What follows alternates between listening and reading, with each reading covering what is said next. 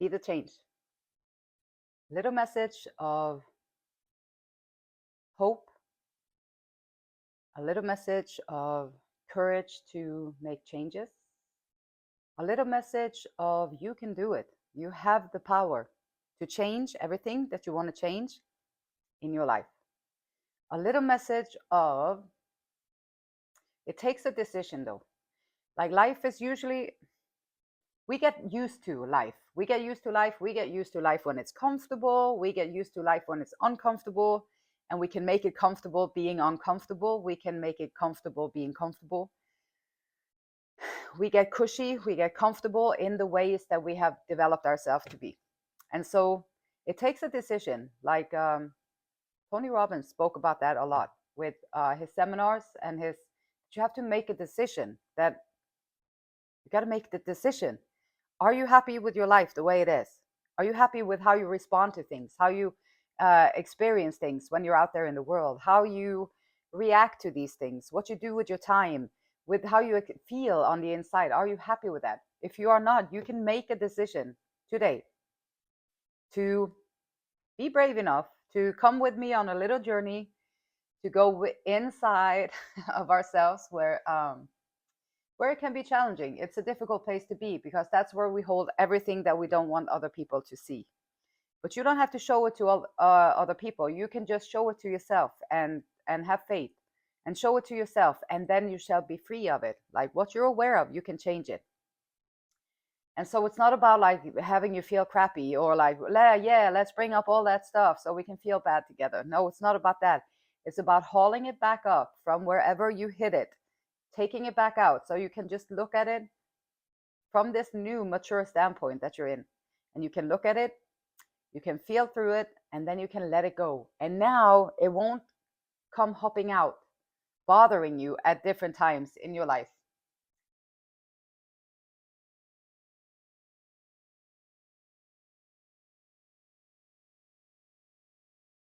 And so let's see what kind of message comes through here today.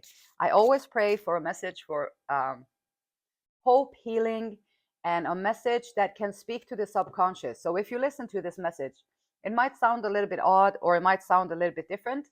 But if you listen to the message, it might just resonate with your subconscious in a way that when you hear it, it will dissolve it. So that's the trick sometimes. Easy does it. Release your guilt. Okay, Clover, release your guilt. Guilt is a very powerful and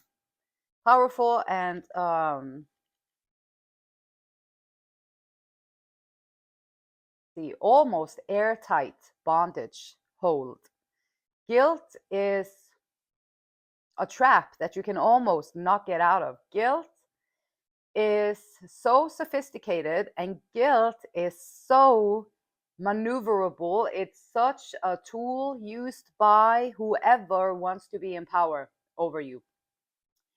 Guilt, like they say, if you want to find the guilty person, follow the money. If you want to find your guilt, then follow the person, the people, the places, the things that caused you the guilt. And you will see, and then you will find the intentions. Guilt is not something, you shouldn't be guilty for being born. You shouldn't be feeling guilty for being who you are or feeling guilty. Like if you do something stupid, yeah, you're going to feel guilty. And there is a remedy for that. You can go back to the area, situation, person, place, whatever. You can go back with your tail between your legs and you can say, you know, I do apologize. This is not the kind of behavior that I want to represent. And I don't know why I said it like that. But in the future, I am trying to approach it like this. This is what I wish that I had said to you. Can you forgive me for that? Yeah, it's difficult to do that, but it's very helpful. It's cleansing you of a lot of guilt. And these little things, you might think, nah, it's not a big deal though. It's not really a big deal. It's just a coworker, or it's not really a big deal. It's just it's just an acquaintance. I don't really have anything much to do with them. It's not that big of a deal. But it is a big of a deal, not because of the bigness of the issue, not because it's like but it's a big deal for you because all those little things inside of yourself, it's not about the other person. It's about you. It's about the little things that you allow to accumulate inside of yourself. They do turn into a big thing. And sometimes those little guilties, the little guilts, they can like become like little monsters because the guilt is there, the feeling is there, and you feel that guilt. It's the law of attraction. Now you run around feeling that guilt. And now your thoughts are going to start getting more like confirmation. Yeah, yeah, yeah, yeah. This is right. Yeah, you should be guilty. This is really bad. What you did is really, really bad. And then you really should feel that. They probably feel like this. So they are probably going through this at this moment. And so your mind is going to take on a whole new level of assassinating your own feeling of worthiness. So the guilt is taking on a life of its own unless you deal with it. Like, and it's so easy to deal with the guilt. You can just apology, just a sincere apology. I see what I did there, and I probably shouldn't have done that. I probably shouldn't have said it that way. I probably shouldn't have done this. If I could do it again, this is what I would have done, and please forgive me. And so then you can deal with your guilt. so it don't take over your life, because it will. And then the law of attraction also says that you're gonna get confirmations from the universe. Oh, she's wanting to feel guilty over there. Okay, let's show her something else she can be feeling guilty for. And it's not a good cycle to be in. Guilt is a very big trap that you can get caught up in for years and years.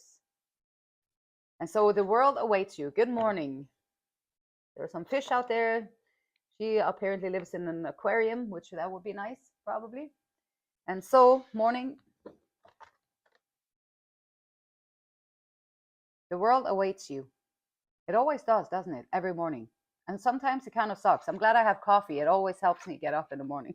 Even the days when I don't want to, I'm like, oh, and then I'm just like, oh, I really don't want to get up today. And I'm like, oh, the coffee is so good though. The coffee is really good. And the coffee is like a little miracle tool. Get up in the morning and approach and deal with whatever is coming the way. Guilt, though, however, guilty for not being good enough, guilty for not doing enough, guilty for wanting your own things, guilty for finding your own authenticity, guilty for not doing what the other people out there expect from you. Like the tool that they can put expectations on you, pretend that this is what, of course, everybody knows that you're supposed to do. They lean the responsibility on you. You don't follow up on it. Now you walk around feeling guilty. When you feel guilty, you're going to say yes to these same things, people, places, things. You're going to say yes to things that you don't want to do. You're going to allow them to sway you down, because on the inside, you kind of feel this guilt. And now here you are trying to people please, or to get the confirmation that, no, you don't have to feel guilty. They're not going to give you that, because that's the manipulation tool that they have. Oh, now we got her in guilt. We got him in guilt over there. So now we can have them do what we want to do. That's the power that you give other people around you if you carry that guilt inside. Sometimes the guilt can really come from some serious stuff that we did. And it's not easy to open up the wound and go back there and take ownership of whatever we did. Like, nobody knows. When you plop out here on planet Earth, you don't know how to be a person. Like, that's what your parents are supposed to teach you. They're supposed to teach you how to become a citizen of this world and an authentic being that can be loving and caring and have a good life and take out all these good things. But we don't learn that. Like, that's not being taught to us. So how are we supposed to know? So on a lot of things, a lot of people I know, I had so many arguments with people from religion in regards to spoil the child, spare the rod, spoil the child. And so that saying, like, from me having gone through so much abuse and so much physical abuse in my life, I can say 110% that you are making more damages to your child than you're aware of when you use that rod and don't spare the child. Of course, in my opinion, when I hear that saying, it's like, stay away from that. Love your child. I never saw Jesus in the Bible walk around spanking anybody, putting rods on them, doing any of that kind of stuff to discipline people. I never heard about that. So where does it come from? I don't know. But the guilt and bringing all this in, and the guilt sometimes from the people who have been following God's word, they have been doing the work. They even follow the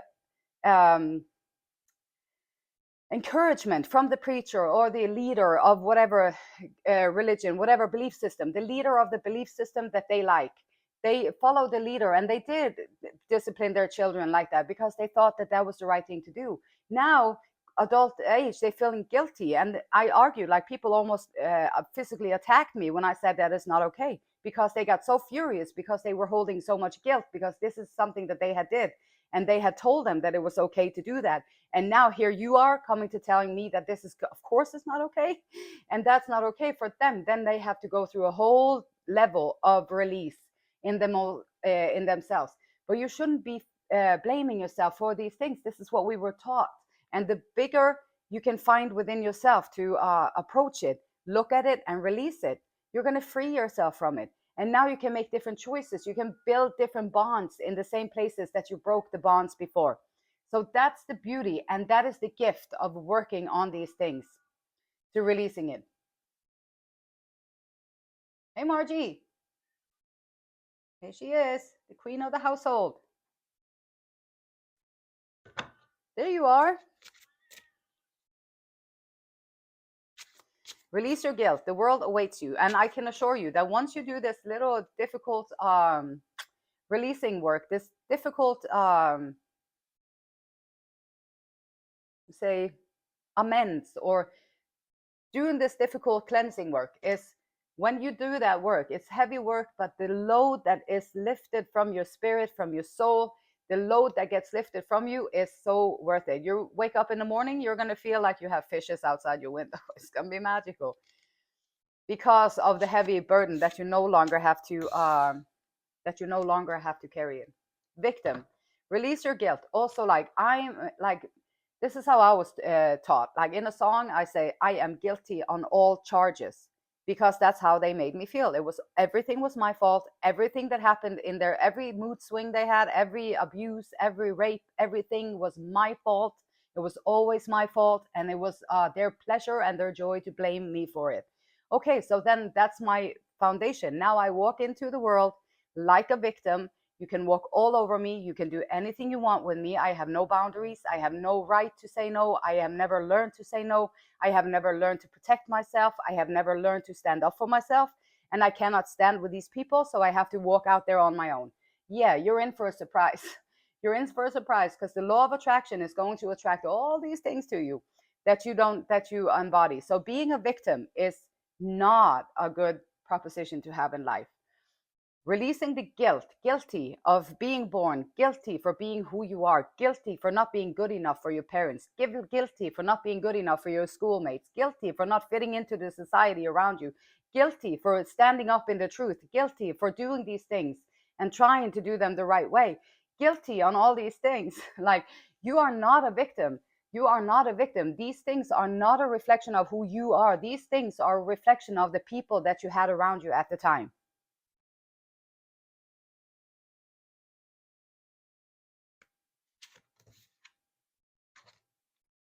The world awaits you. Perfection. Okay, victim, perfection.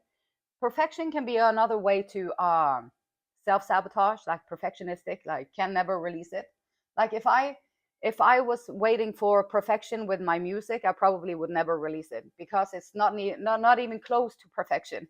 It's getting somewhere, and I have some kind of I would say I have some kind of a feeling in there. The energy in the music is pretty good. Now I'm getting more organized, because I've been working on it, figuring out the things that I needed to learn in order to put this into a system.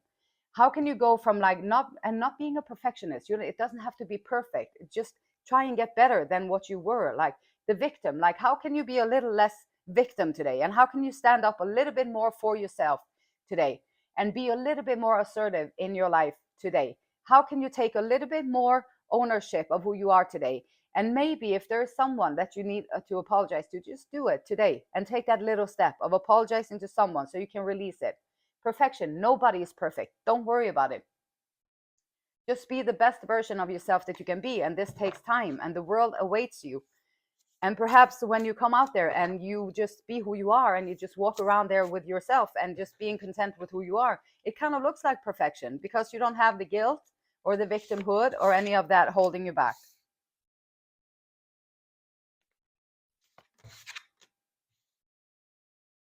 Rebirth. I love the death card. Is one of my favorite cards in the deck.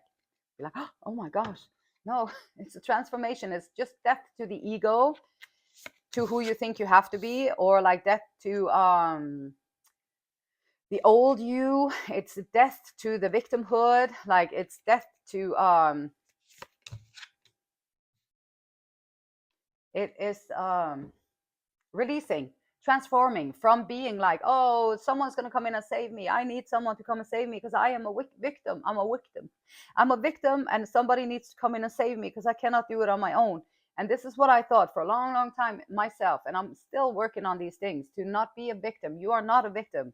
You are a victorious person. If you are here today and you have been through some crazy stuff in your life and you're still sitting here, you're still listening, you're still trying to make your life better, because you know that you cannot really rely on the people that hurt you, that broke you. You cannot rely on them because they don't want to see you built up. Now you have to find another support system. Do not rely on the people around you. Find a support system that will actually support you in your authentic way. Because if you do that, and you find faith, and you have faith, and you trust that you are being guided, and you look at your inner compass, and you don't fall for all these trickeries and all those little, oh, I'm so charming over here, I'm going to mirror everything that you do, I'm so charming, I'm even going to say the same thing that you do, so you kind of feel like we are so related, and I'm going to buy the same things that you eat, so that, oh, we have so much in common over here, and then we're going to do all these things so I can manipulate you. And you just be like, no, that was before in my life. I'm not a victim. I don't care about all of that. You're not a good actor. Don't quit your day job, and release your guilt. Keep going. Transform into your strength. Strength, perfection. Nothing is perfect. Nobody's perfect. Everybody is perfect. Nobody's perfect. Everything is perfect. Nothing is perfect. Whatever you want to label it, it is what it is. Perfection. Be as good as you can. Do the best you can, and do that. Strength card. Find out how you can release your guilt. You're not a victim, and find your inner strength so you can make the choices in your life. There's going to be different options that you can make. Finding your inner core, your inner emotional set point, you can go from there, and you can find your, with faith, with asking for guidance, where to go, what to do. You will find your authentic way in this life, and that is a beautiful thing. Esther and Abraham Hicks says, whatever you focus, whatever your focus of attention, it is summoning the life force. If you're a victim, more of that. If you're guilty, more of that. If you're feeling free from guilt, more of that. If you're feeling like you're victorious, I'm standing here still. I'm a victorious person in my own life. I made it. Then that's what you're going to get more of in your life. And it's the feel of the life force that life is about. The reason that you are summoning it is inconsequential.